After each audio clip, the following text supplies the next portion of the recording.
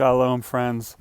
As we continue in these days of social distancing and isolation, I want to try to encourage you yet again as we continue to dwell in the shadow of the Most High. Of course, I'm referencing Psalm 91, which is circulating a lot these days, and for good reason.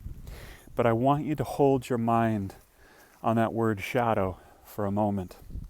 In Exodus chapter 25, the Lord commands Moses to command the children of Israel to make a dwelling place for him so that he might bitochechem, dwell among them. But then in Exodus 31, we're introduced to the man who will make all of the donated elements come together, all that was contributed come together in a meaningful way, in a worshipful way, so that the children of Israel can go before their God and rejoice and seek forgiveness and reconciliation.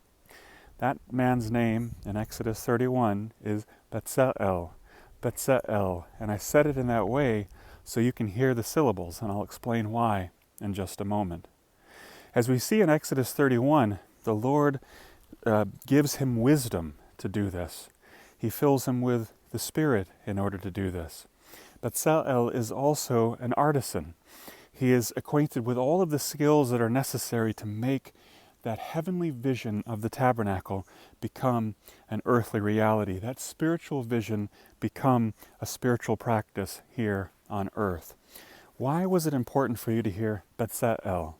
Because as we are dwelling in the shadow of the Most High during these days and in this season, in a very different way than ordinarily we might meditate on, Betzalel means in the shadow of God, or another way, in the image of God.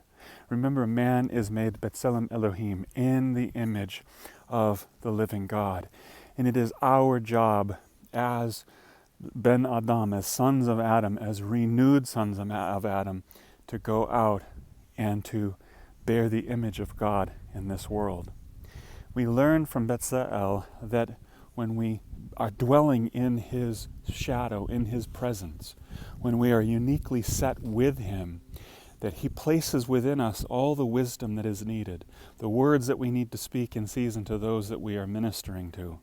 He'll put in us his Spirit to enliven us in order to give us the vigor, the zeal to go out and do his will.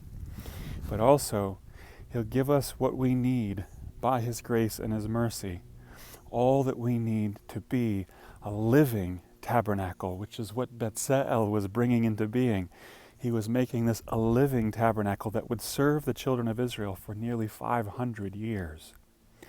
Now, as we are dwelling in the shadow of the Most High, we are all, remember, now born again in Messiah, moving, living tabernacles, going out, temples going out, moving from place to place, giving our entire life as worship to him.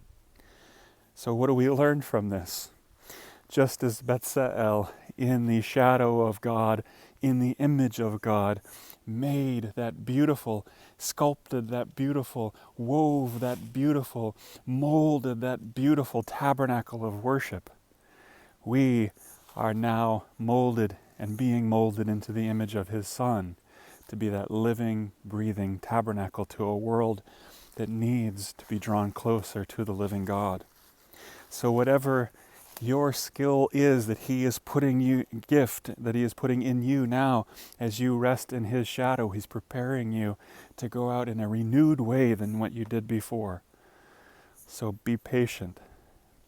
Be attentive to how he is speaking to you and how he is leading you and how he is showing you to be a living sacrifice in the image and likeness of his Son, whom you are being formed into and being prepared for as a bride.